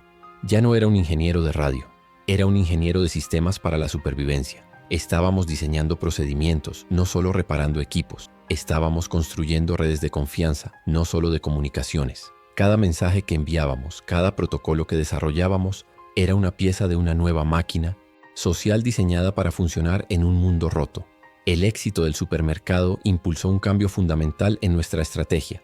Durante la tarde, enrollamos los viejos mapas de amenazas. En su lugar, extendimos planos de la ciudad limpios. Eileen cogió un rotulador verde. De acuerdo, dijo. Dejemos de pensar en dónde no podemos ir. Empecemos a pensar en dónde sí podemos. ¿Qué otros activos tenemos? Comenzamos a trazar un nuevo mapa. No un mapa del desastre, sino un mapa de la recuperación. Marcamos farmacias que podrían tener suministros, centros de distribución de alimentos, ferreterías con herramientas y materiales. Cada marca verde era una posibilidad, un futuro objetivo para operaciones similares a las del supermercado. Por primera vez desde que todo comenzó, no estábamos solo defendiendo, estábamos empezando a planificar un regreso. Fue en medio de esta oleada de optimismo cauteloso cuando encontré la anomalía. Estaba revisando el registro de radio de la mañana, correlacionando las transmisiones del CPD con las notas del COE, cuando noté algo. Una breve ráfaga de estática en una frecuencia táctica encriptada, justo después de que el equipo de señuelo hubiera alejado a los infectados del supermercado. Duró menos de un segundo, fácilmente descartable como una interferencia normal. Pero mi trabajo consiste en obsesionarme con las interferencias. Aislé el audio y lo pasé por un filtro espectral. Allí, oculto bajo el ruido blanco, había un patrón. No era aleatorio. Eran 3 pulsos digitales muy cortos y espaciados uniformemente. Sonaba casi como el clic de un ratón de ordenador, pero en una frecuencia de radio. No era de nuestro equipo. Ninguno de nuestros sistemas producía esa firma. Reproduje la grabación para Aileen sin decirle lo que pensaba. Escuchó atentamente con la cabeza inclinada. ¿Interferencia de algún equipo cercano?, preguntó. No lo creo, respondí. El patrón es demasiado limpio, demasiado deliberado. Y mira el momento. Ocurre exactamente cuando los infectados cambian de dirección. Su expresión cambió. La esperanza de la tarde se vio atenuada por una nueva y fría preocupación. ¿Qué estás sugiriendo?, preguntó. No lo sé con certeza, admití. Pero no se siente como un accidente. Se siente como si alguien estuviera observando nuestra operación. Y quizás, no solo observando. La implicación flotó en el aire entre nosotros, más escalofriante que cualquier infectado. La idea de que los infectados fueran simplemente peones sin mente era aterradora. Pero la idea de que pudieran ser guiados, de que alguien más estuviera en el campo de juego, moviendo las piezas en el tablero, eso era un nivel de amenaza completamente nuevo. Uno para el que no teníamos protocolo. Terminamos el día no con la celebración de una victoria, sino con el peso de una nueva y siniestra pregunta. ¿Quién más estaba ahí fuera escuchando? La euforia por el éxito del supermercado se evaporó de la sala del COE tan rápido como la niebla matutina. La grabación de los 3 pulsos digitales se reprodujo en un bucle silencioso en mi monitor, un espectrograma verde parpadeante que se sentía como el latido de un corazón alienígena. Aileen y yo nos quedamos allí un largo rato, el zumbido de los servidores llenando el vacío. El mundo acababa de volverse infinitamente más complicado. Los infectados eran un problema de física, fuerza, barreras, sonido. Esto, sin embargo, era un problema de ajedrez, y ni siquiera sabíamos quién. Era el otro jugador. Mi primer instinto fue sumergirme en los datos. Le pedí a Aileen que me diera acceso prioritario a los registros de archivo de todos nuestros sitios receptores de radio, retrocediendo hasta la primera noche. Pasé las siguientes 3 horas en un estado de concentración febril, mis dedos volando sobre el teclado, construyendo algoritmos para buscar en terabytes de estática grabada cualquier cosa que coincidiera con la firma del pulso. Era como buscar una aguja específica en un pajar de agujas. Al principio no encontré nada, solo el caos esperado de una red de comunicaciones bajo un estrés extremo. Pero luego ajusté los parámetros. En lugar de buscar una coincidencia exacta, busqué ecos, fragmentos, señales degradadas que pudieran haber sido el mismo pulso pero desde más lejos o a través de una interferencia más densa. Y entonces empezaron a aparecer. Un pulso solitario cerca de la torre oeste justo antes de que cayera. 2 pulsos débiles durante el pico de llamadas de la primera noche en el lado sur. Eran fantasmas en la máquina, susurros que habíamos descartado como ruido sin sentido, pero ahora, con el contexto de la señal clara del supermercado, formaban un patrón. Alguien había estado ahí fuera, escuchando y posiblemente transmitiendo desde el principio. Habían estado activos durante el fallo de nuestra infraestructura y durante el pico del pánico civil. Estaban observando nuestros momentos de mayor debilidad. El siguiente paso era la triangulación. Intentar localizar el origen de una transmisión tan corta y esporádica era casi imposible, especialmente con el sitio oeste fuera de línea, lo que me dejaba con un enorme punto ciego en mis datos, pero podía hacer una aproximación. Usando el retardo de tiempo entre los diferentes sitios receptores que sí habían captado los fragmentos, pude trazar un arco de origen probable. No era un punto en el mapa, sino una amplia franja de territorio. La franja cubría una sección del suroeste de la ciudad, un área que incluía viejos distritos industriales, un patio de maniobras de trenes en desuso y, lo que era más preocupante, el campus abandonado de una empresa de tecnología que se había declarado en quiebra el año anterior. Era un lugar lleno de antenas, fibra óptica y energía de respaldo. Un lugar perfecto para que un grupo con conocimientos técnicos se escondiera y operara sin ser detectado. Llevamos nuestros hallazgos a Delgado. Extendí el mapa con el arco de probabilidad dibujado en él. Al principio se mostró escéptico. Como hombre de acción lidiaba con amenazas que podía ver y tocar. Pulsos de radio, dijo frunciendo el ceño. Podría ser cualquier cosa, Mark. Un transformador fallando, un sistema de seguridad militar automatizado. El sol teniendo un mal día. Mire el momento, comandante, insistí, señalando una línea de tiempo que había trazado. Cada señal coincide con un evento clave. La caída de la torre, el enjambre en la línea roja, nuestro experimento con el señuelo, de sonido. No es aleatorio, es una respuesta. Están reaccionando a nosotros, o están haciendo que los infectados reaccionen. Eileen intervino, su voz tranquila pero firme. Ignorar esto sería un error táctico. Tenemos que operar bajo el supuesto de que no estamos solos. La expresión de Delgado se endureció. El escepticismo fue reemplazado por el peso de una nueva carga táctica. De acuerdo, dijo finalmente. Entonces, ¿cómo luchamos contra un fantasma? La primera medida fue defensiva. Tenemos que asumir que todas nuestras comunicaciones no encriptadas están siendo monitoreadas, dije. Tenemos que cambiar la forma en que hablamos. Pasé la siguiente hora redactando un nuevo protocolo de comunicaciones. No más discusiones abiertas de planes en los canales de despacho principales. Las operaciones se designarían con nombres en claves simples. Las ubicaciones se referirían por coordenadas de mapa preestablecidas en lugar de nombres de calles. Las transmisiones debían ser breves, solo información esencial. Estábamos en efecto entrando en modo sigiloso en nuestro propio sistema. Mientras distribuía los nuevos protocolos, no podía quitarme de la cabeza a Rina. El refugio del Armory, por muy seguro que pareciera, era un punto brillante de vida y orden en un mapa oscuro. Un objetivo perfecto. Encontré un momento para hacer una llamada de audio a la tableta del refugio pidiendo hablar con ella. Su voz era un bálsamo, pero la conversación fue difícil. No podía decirle la verdad. No podía decirle que un titiritero invisible podría estar moviendo los hilos, pero tenía que advertirla. Oye, dije tratando de sonar casual. Solo un aviso. Estamos viendo algunos patrones extraños. En el refugio sean impredecibles. Cambien las rutas de patrulla. No hagan las mismas cosas a las mismas horas todos los días. Y si ven a los infectados comportarse de manera extraña, como si estuvieran organizados, quiero que me lo digas de inmediato. Hubo una pausa. Rena es inteligente. Podía oír lo que no estaba diciendo. ¿Qué has visto, Mark? Probablemente nada, mentí. Solo estoy siendo paranoico. Precauciones extra. De acuerdo, precauciones extra, dijo lentamente. Lo transmitiré. Cuídate.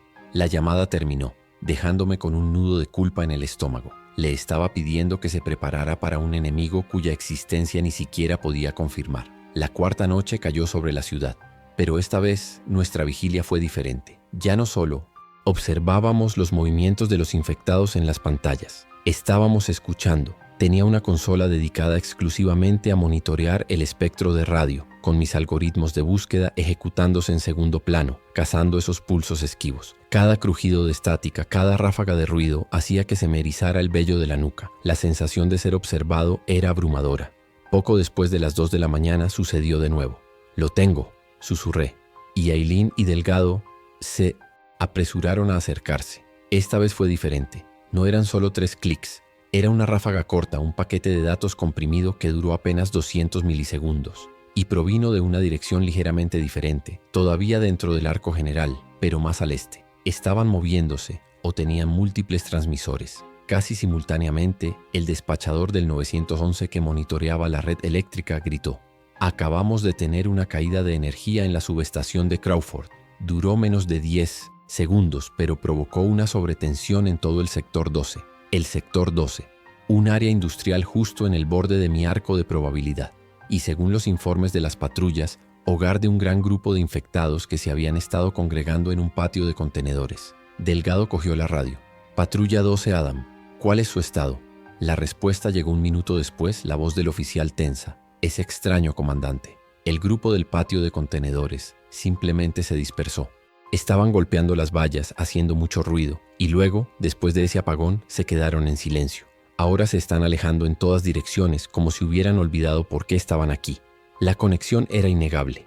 La ráfaga de datos, la sobretensión, la dispersión de los infectados. No era una coincidencia, era causa y efecto. Este grupo desconocido no solo estaba observando, estaban interactuando. Podían influir en nuestra infraestructura y en el comportamiento de los infectados. Nuestro problema acababa de pasar de ser un desastre natural a una invasión silenciosa. Aileen se alejó de la consola y se dirigió al mapa mural. Cogió un rotulador rojo. De acuerdo, dijo, su voz desprovista de toda la calidez de antes. Nuestro mapa de recuperación es un buen proyecto para el futuro. Ahora mismo necesitamos un mapa diferente. Trazó una línea roja áspera alrededor del arco de probabilidad que yo había dibujado. Necesitamos un mapa de sospechosos. Pasamos la siguiente hora marcando cada instalación dentro de esa zona que pudiera albergar a un grupo así. El campus tecnológico abandonado. Un centro de datos de respaldo propiedad de un banco de inversión. Un antiguo búnker de comunicaciones de la Guerra Fría que oficialmente había sido clausurado en los años 90. Cada punto rojo era una nueva pesadilla potencial. El enemigo tenía un nombre, y ese nombre era desconocido. No podemos quedarnos sentados esperando a que hagan su próximo movimiento, dijo. Delgado, su instinto de policía superando su escepticismo inicial. Tenemos que obligarlos a mostrar su mano. ¿Cómo?, preguntó Aileen. No sabemos quiénes son, dónde están exactamente o qué quieren. Todos me miraron. La pregunta técnica exigía una respuesta técnica. Ponemos un cebo, dije. La idea formándose mientras hablaba. Llevamos a cabo nuestro propio experimento de señuelo de sonido, como en el supermercado, pero esta vez es una trampa. Lo hacemos en un área abierta, lejos de los civiles. Y mientras está sucediendo, pongo todos los recursos de escucha que tenemos en el origen probable de su señal.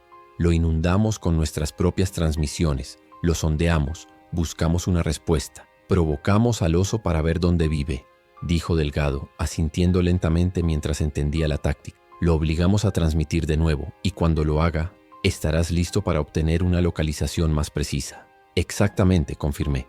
Dejamos de ser la rata de laboratorio y nos convertimos en los científicos. El plan era arriesgado. Podría revelar nuestras capacidades, podría provocar un ataque, pero era mejor que esperar en la oscuridad a que un enemigo invisible decidiera nuestro destino. El amanecer del quinto día nos encontró no preparándonos para la recuperación, sino planificando nuestra primera contraofensiva en una guerra de la que acabábamos de darnos cuenta que estábamos luchando. Nuestro objetivo ya no era solo sobrevivir a la plaga, era cazar a los fantasmas que la manejaban. El amanecer del quinto día no fue un respiro, sino el pistoletazo de salida. El ambiente en el COE se había electrificado, transformado por la claridad de tener un nuevo propósito. Ya no éramos solo defensores, éramos cazadores. La planificación de la operación, cuyo nombre en clave fue Cazador de Fantasmas, consumió toda la mañana, una sinfonía de colaboración tensa entre los tres pilares de nuestro mando improvisado. Mi papel era el del arquitecto de la trampa. Me sumergí en los planos de la red de la ciudad, no en los de radio, sino en los de la infraestructura física. Necesitaba más oídos para obtener una triangulación precisa. Reprogramé de forma remota los sensores acústicos de varias intersecciones de tráfico en desuso, convirtiendo en micrófonos sensibles lo que antes eran detectores de flujo vehicular. Incluso conseguí acceder a los sismómetros de la universidad, calibrándolos para detectar las vibraciones de baja frecuencia que una transmisión potente podría generar en el suelo. Estaba construyendo una telaraña digital por toda la ciudad. El cebo, decidimos, no podía ser un simple tono. Tenía que ser más atractivo, más específico. Mi teoría era que nuestros adversarios no controlaban a los infectados con un comando genérico de ir, sino sintonizando su comportamiento con frecuencias específicas, quizás imitando las ondas cerebrales asociadas con la agresión o la búsqueda. Aislé las frecuencias más anómalas que había detectado bajo la estática y construí una señal de señuelo compleja, una capa base de ruido blanco de bajo nivel, superpuesta con un pulso rítmico en la frecuencia que creía que era su canal de activación. No era solo ruido, era una pregunta formulada en su idioma. Mientras yo me ocupaba de la parte técnica, Delgado se encargaba de la parte física. Desplegó un mapa topográfico de la zona industrial al suroeste, el corazón de nuestro arco de probabilidad. Aquí, dijo señalando un complejo de almacenamiento, de mercancías abandonado llamado Patio de la Terminal. Está aislado, rodeado por un muro de hormigón en 3 lados y el río en el cuarto, múltiples puntos de observación desde los silos de grano cercanos, un único punto de entrada y salida controlable. Es una caja de muerte perfecta, para ellos si entran. Su plan era meticuloso. Un equipo de 4 personas, sus oficiales más disciplinados y de nervios más firmes, se infiltraría en el patio al anochecer. No llevarían vehículos ruidosos. Irían a pie, con equipo ligero. Su única tarea era colocar el transmisor del señuelo en el centro del patio y retirarse a un puesto de observación en uno de los silos. Un segundo equipo, Un equipo de respuesta rápida con armas pesadas se mantendría a 2 kilómetros de distancia, listos para intervenir solo si la situación se volvía insostenible. El objetivo no era luchar, era observar y escuchar. Eileen era el pegamento que unía todo. Mientras Delgado movía las piezas tácticas y yo afinaba la tecnología, ella gestionaba las consecuencias. Se aseguró de que la operación no desviara recursos de los refugios. Coordinó con el CFD para tener un equipo de materiales peligrosos en espera, por si acaso la instalación de nuestros adversarios era algo más que un simple centro de comunicaciones. Hizo las preguntas difíciles. ¿Qué pasa si el señuelo atrae a una horda demasiado grande para contenerla? ¿Qué pasa si nuestros adversarios responden no con una señal de radio, sino con un misil? Pensó. En todos los ángulos, su mente estratégica asegurándose de que nuestra ofensiva no se convirtiera en un suicidio. A media tarde, mientras finalizábamos los preparativos, sentí la necesidad imperiosa de hablar con Rina. La llamada fue corta, mi voz más tensa de lo que me hubiera gustado. «Vamos a estar ocupados esta noche», le dije. «Una operación de mantenimiento de la red. Probablemente estaré fuera de contacto durante unas horas». La mentira me supo a ceniza en la boca. «Solo mantén a todo el mundo dentro después del anochecer. No importa lo que oigas». «¿Entendido?» «Entendido», dijo, su voz tranquila y llena de una confianza que yo no sentía. «¿Es peligroso?» «Es técnico», respondí, esquivando la pregunta. «Pero sé cuidadosa. Te llamaré cuando termine». Colgué, el peso de lo que estábamos a punto de hacer asentándose sobre mí. La estaba poniendo en peligro a ella y a todos los demás en los refugios al provocar a un enemigo que no entendíamos. Pero la alternativa, esperar a que ellos hicieran el siguiente movimiento, era peor. Al caer el crepúsculo, el COE se transformó. Las luces se atenuaron, dejando solo el brillo de los monitores esenciales. Mi puesto de trabajo parecía la cabina de un caza estelar, con el mapa de triangulación en la pantalla central, flanqueado por el espectrograma, los registros de radio y las lecturas de los sensores acústicos. Eileen y Delgado se colocaron detrás de mí, sus siluetas recortadas contra el mapa mural de la ciudad. El resto de la sala estaba en silencio, observando. Equipo Alfa en posición en el silo. «Tenemos vista del patio», crepitó la voz del líder del equipo en mi auricular. «Equipo Bravo en espera en el punto de encuentro». Delgado respondió: «Recibido, Alfa. Procedan a la activación del señuelo a mi señal». Pasaron 10 minutos que parecieron una eternidad. El único sonido era el zumbido de los servidores y mi propia respiración. «Activen el señuelo. Ahora», ordenó Delgado. «Señuelo activado», confirmó el equipo. «Alfa». En mi monitor de audio vi cómo la señal cobraba vida. Una onda compleja y pulsante que ahora se transmitía al corazón del territorio enemigo. La trampa estaba puesta. Ahora solo podíamos esperar. Los primeros 5 minutos fueron de un silencio absoluto. Nada, ni en la radio, ni en mis sensores. Empecé a temer que mi teoría fuera errónea, que todo esto fuera una elaborada pérdida de tiempo y recursos. «Mantengan la posición», dijo Delgado sintiendo la tensión. «Denle tiempo». Y entonces llegó. Primero como un informe del equipo Alfa.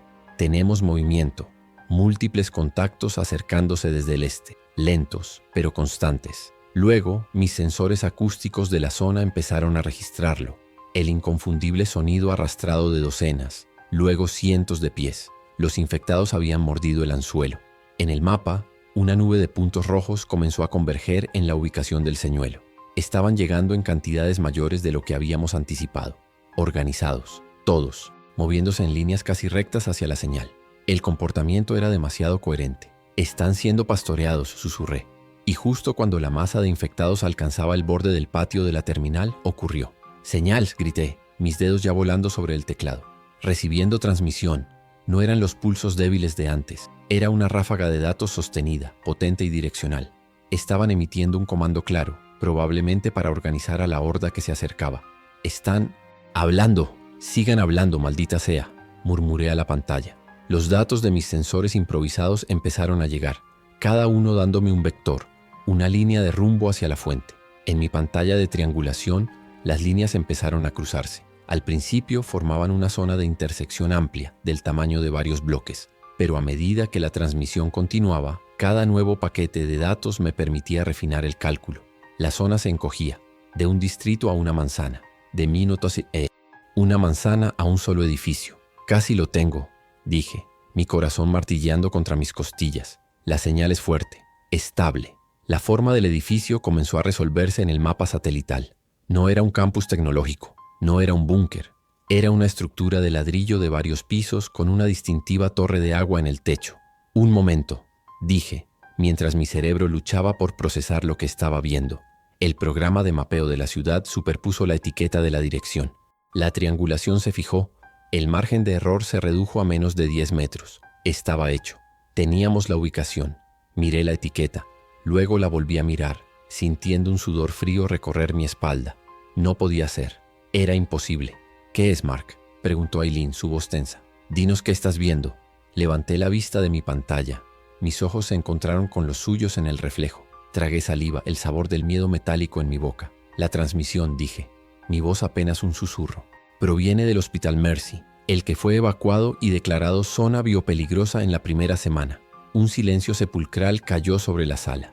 Delgado se acercó a la pantalla, sus ojos entrecerrados como si pudiera ver a través de los kilómetros de ciudad hasta el propio edificio. El Hospital Mercy, un lugar que todos habíamos dado por perdido, un monumento a los primeros fracasos. Y ahora, según mis datos, era el nido de la serpiente. No estaban escondidos en una instalación de alta tecnología. Se habían escondido a plena vista en el último lugar donde a nadie se le ocurriría mirar.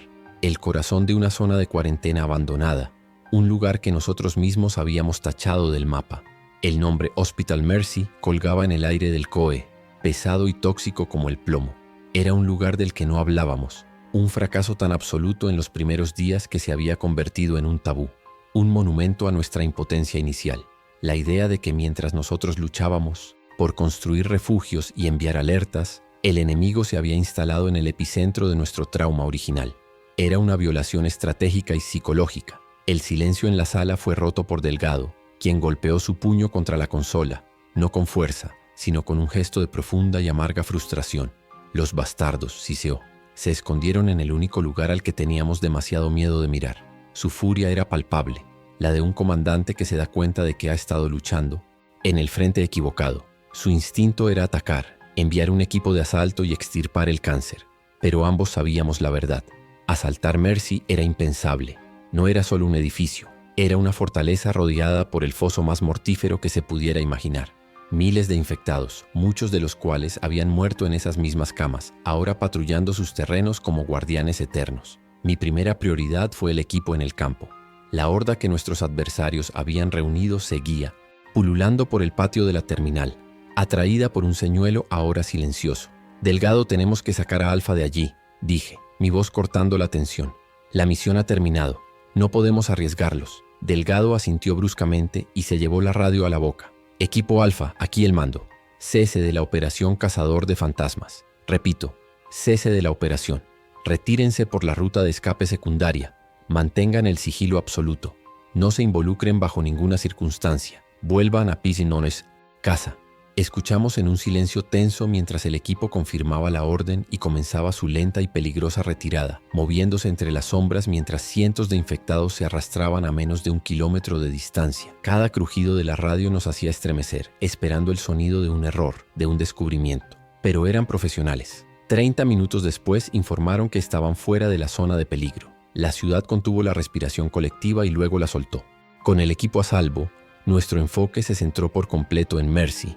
Necesito todo lo que tengamos sobre ese lugar, dijo Aileen, su mente ya cambiando al modo de recopilación de inteligencia. Planos, protocolos de seguridad, manifiestos de suministros, registros de personal de la última semana de operaciones. Quiero saber cuántas latas de judías había en su cafetería. Quiero saber si su generador de respaldo tenía su propio tanque de combustible. Durante las siguientes horas, nos sumergimos en los archivos digitales de la ciudad. Lo que encontramos pintó un cuadro alarmante. El Hospital Mercy no era un hospital cualquiera. Era una instalación de investigación de nivel 4, una de las pocas en el Medio Oeste, con un ala de contención biológica reforzada construida en los años 80 para resistir un ataque directo. Tenía su propio sistema de filtración de aire, una fuente de agua independiente conectada a un acuífero subterráneo y, lo más importante, un generador diésel con un tanque de 50.000 galones, suficiente para funcionar de forma autónoma durante 3 meses. No lo eligieron al azar, dije, señalando los planos en la pantalla principal. Eligieron la estructura más defendible de la ciudad con los mayores recursos autónomos y con el camuflaje perfecto, añadió Aileen. Nosotros mismos pusimos las señales de peligro biológico. Nosotros mismos les dijimos a todos que se mantuvieran alejados. Les dimos las llaves del reino y ni siquiera lo sabíamos. La CINP. Pregunta seguía siendo, ¿quiénes eran ellos? La conversación en el COE se convirtió en una sesión de especulación febril. ¿Eran los restos de los CDC o de una unidad militar que había quedado atrapada y había decidido tomar el control? ¿Eran los propios investigadores del hospital, quizás los que habían desatado la plaga en primer lugar, ahora tratando de controlarla? ¿O era algo completamente diferente, un tercer grupo que había llegado después y había visto la oportunidad en el caos? No. Importa quiénes sean, interrumpió Delgado su voz grave y pragmática. Lo que importa es lo que pueden hacer. Y acabamos de ver que pueden dirigir a los infectados como si fueran un rebaño de ovejas. Eso los convierte en la mayor amenaza existencial que enfrentamos, más que la propia plaga. Tenía razón. Un virus es predecible. La inteligencia humana, especialmente cuando no tiene brújula moral, no lo es. Si no podíamos atacar, teníamos que observar. Nuestra estrategia cambió instantáneamente, de la confrontación a la vigilancia. Mi nueva misión era convertir el área alrededor de Mercy en una pecera de cristal. Pasé el resto de la noche reutilizando todos los activos de la red que podía. Pirateé las cámaras de seguridad de los semáforos en un radio de 5 manzanas, aunque la mayoría estaban fuera de línea o apuntando al cielo. Intenté acceder a la red interna del propio hospital, pero era un muro de piedra digital. Quienquiera que estuviera dentro sabía cómo asegurar un perímetro. Mi mejor oportunidad era la vigilancia a distancia. Usando los datos de los planos, identifiqué la ubicación de la principal antena de comunicaciones del hospital en el techo. Delgado envió a un solo oficial, un ex francotirador de las fuerzas especiales, a un edificio de oficinas a 1 kilómetro de distancia. Su misión no era disparar, sino instalar un pequeño plato de microondas direccional, camuflado como un trozo de HVAC roto, y apuntarlo directamente a la antena de Mercy. No nos daría su contenido encriptado, pero me permitiría saber cuándo y con qué potencia estaban transmitiendo. Mientras trabajaba, el peso de nuestro descubrimiento me oprimía. La guerra había cambiado. Ya no se trataba de nosotros contra una enfermedad, se trataba de nosotros contra ellos. Y ellos tenían la ventaja. Estaban atrincherados, bien abastecidos y poseían el arma definitiva, un ejército de muertos vivientes. Sentí una oleada de frío. Rehena, el Armory, estaban completamente expuestos, ignorantes de la verdadera naturaleza del enemigo. Una vez que la antena de escucha estuvo en su lugar, le envié un mensaje de texto. Era de madrugada, pero sabía que estaría despierta. Las cosas han cambiado. El problema es más grande de lo que pensábamos. No confíen en nada que parezca demasiado coordinado. Necesito que el Armory entre en un perfil de sigilo aún más bajo. No podía decirle por qué, pero necesitaba que sintiera la urgencia. Su respuesta fue simple y escalofriante. Entendido. Hace una hora, un pequeño grupo de infectados pasó por aquí. No se detuvieron. Se movían en formación, como en una patrulla. Mi sangre se heló. Ya estaba sucediendo. Estaban moviendo sus piezas por el tablero. La conversación me dejó inquieto y expuesto. La seguridad del refugio, que se había sentido tan sólida el día anterior, ahora parecía frágil como el cristal.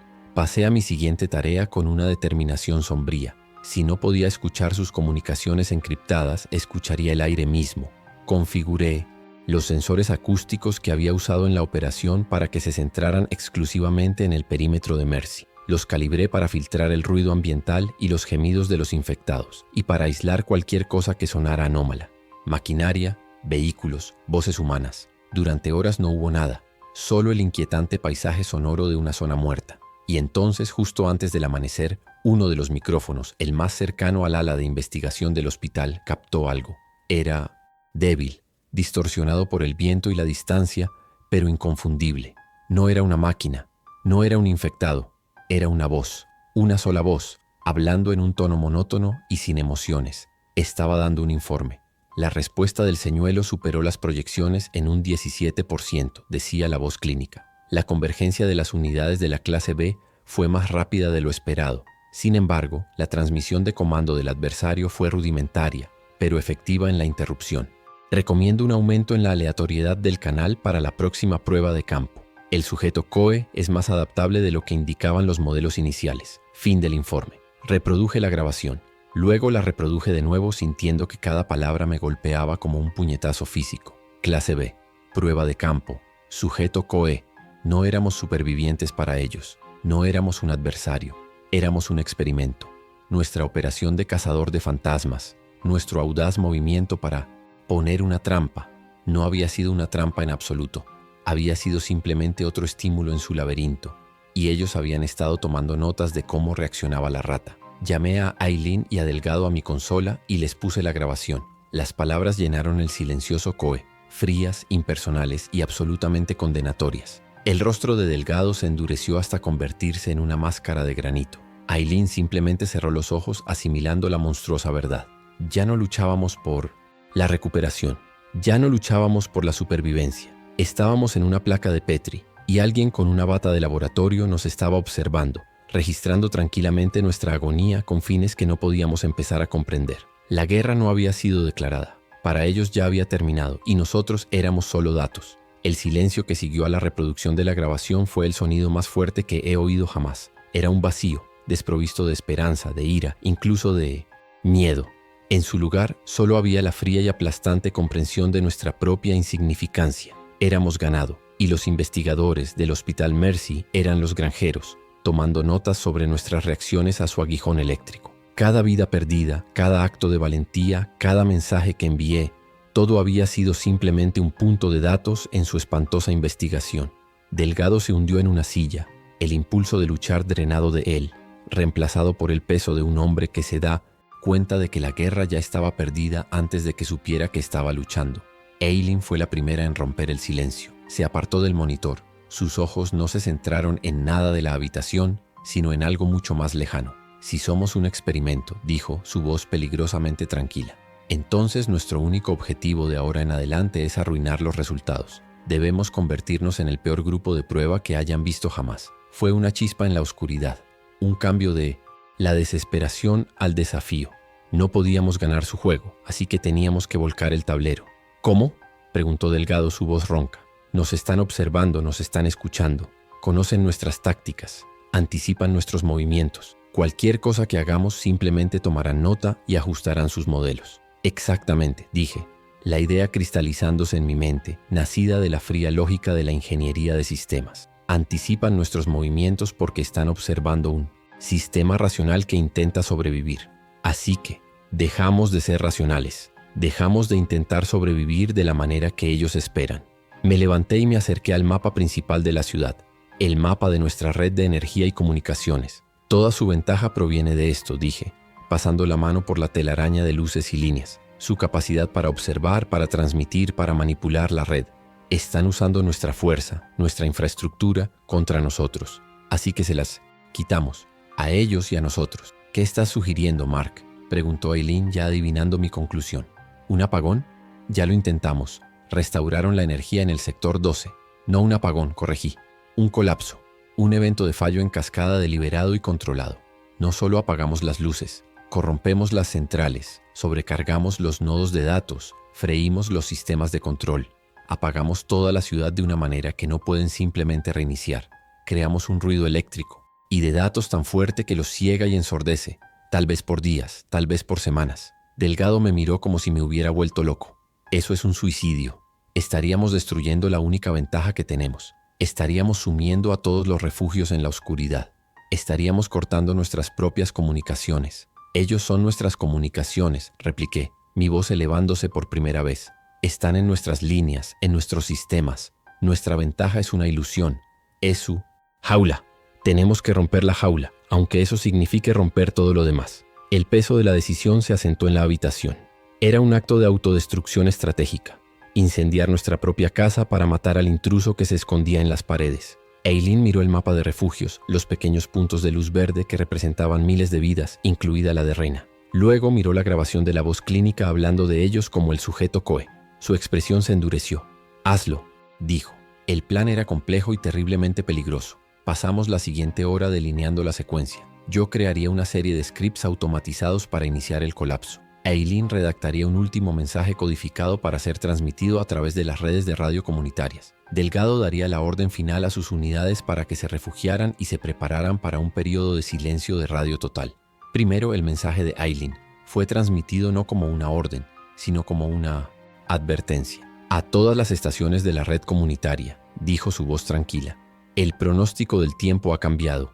Se espera una fuerte tormenta eléctrica. Es probable que haya interrupciones prolongadas. Confíen en sus vecinos. Confíen en sus suministros. Desconéctense de la red principal. La mañana llegará, pero la noche será larga. COE desconectando. Era todo lo que podíamos darles. una advertencia para que se prepararan para la oscuridad. Luego llegó mi turno. Tenía que llamar a Mayo SNST. Reina. La llamada se conectó, su voz preocupada. Acabamos de recibir el mensaje de la tormenta. ¿Qué está pasando, Mark? Tragué saliva. Es real, dije, odiando cada palabra. Va a ser malo. Yo estaré fuera de alcance por un tiempo. Quizás mucho tiempo. Solo necesitaba oír tu voz. Mark, me estás asustando. No tengas miedo, dije, cerrando los ojos, grabando su voz en mi memoria. Eres la persona más fuerte que conozco. Sabes qué hacer. Mantén a todos a salvo. Y que sepas que te quiero. Siempre. Yo también te quiero, susurró. Vuelve a mí. Siempre, dije. Y terminé la llamada antes de que mi determinación se rompiera. Era la hora.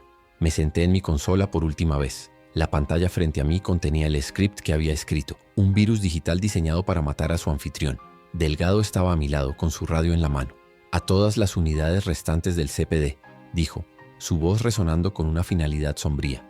Han recibido las órdenes. Encuentren una posición fortificada y manténganla. A partir de ahora están por su cuenta. Buena suerte. Aileen puso una mano en mi hombro. Cuando estés listo, Mark. Respiré hondo. Iniciando la secuencia Noche Silenciosa, anuncié a la habitación vacía. Con un solo clic, el primer dominó cayó. Un pulso de datos corruptos golpeó la central de conmutación principal de la red eléctrica. En el mapa mural, un tercio de la ciudad se oscureció. Luego, el segundo script golpeó los servidores de telecomunicaciones, instruyéndolos a entrar en bucles de reinicio infinitos. Las luces indicadoras de la red de telefonía móvil en mi panel pasaron de verde a rojo, una por una. El tercer script desató un ataque de denegación de servicio, no hacia el exterior, sino hacia el interior, inundando nuestra propia red de datos de la ciudad con tanta basura que los routers comenzaron a fallar. Las luces en el COE comenzaron a parpadear. Las alarmas sonaron y luego se silenciaron a medida que sus propios sistemas fallaban. Una por una, nuestras pantallas se volvieron negras. El mapa que había sido nuestro universo se encogió hasta la nada. El zumbido de los servidores vaciló y murió, reemplazado por un silencio que parecía ensordecedor. Mi último acto antes de que nuestra propia energía de respaldo fallara fue usar la última gota de energía para enviar una única y masiva ráfaga de transmisión en todas las frecuencias que podía controlar. No era código, no era lenguaje, era solo ruido, ruido puro y caótico, un grito digital de desafío, un dedo corazón para los observadores en el Hospital Mercy, y luego la oscuridad. Las luces de emergencia alimentadas por batería parpadearon, proyectando sombras largas y danzantes en la sala ahora muerta. Estábamos ciegos, estábamos sordos, habíamos destruido nuestro propio cerebro, pero con suerte también habíamos destruido los ojos y los oídos del enemigo. Nos levantamos en silencio, no había nada más que decir. Nuestro tiempo como controladores había terminado. Ahora, solo éramos supervivientes. Delgado cogió una palanca que estaba apoyada en una pared. Aileen llenó una mochila con los últimos paquetes de ayuda médica. Yo cogí 3 radios de mano, ahora útiles solo para comunicación de corto alcance, y un ordenador portátil resistente cuya batería aún estaba llena. Fuimos a la puerta de salida de emergencia que llevaba al garaje, una puerta que no habíamos usado desde el primer día. Delgado la forzó a abrirse con un chirrido de metal oxidado. El aire, frío y el olor de la ciudad entraron de golpe, un olor a polvo, lluvia y decadencia. Era el olor de la libertad. Esta es mi última entrada desde aquí. No sé si volveré a grabar alguna vez. Salimos de nuestra jaula dorada hacia la jungla. No tenemos mapa, no tenemos vigilancia, no tenemos red. Por primera vez en mucho tiempo nadie nos está observando. El experimento ha terminado. La supervivencia empieza ahora. Y por primera vez desde que esto comenzó, el futuro, por aterrador e incierto que sea, es nuestro para escribirlo. Estamos en camino al Armory. Estamos en camino a ver a Rina. Estamos en camino a casa. Mark, desconectando.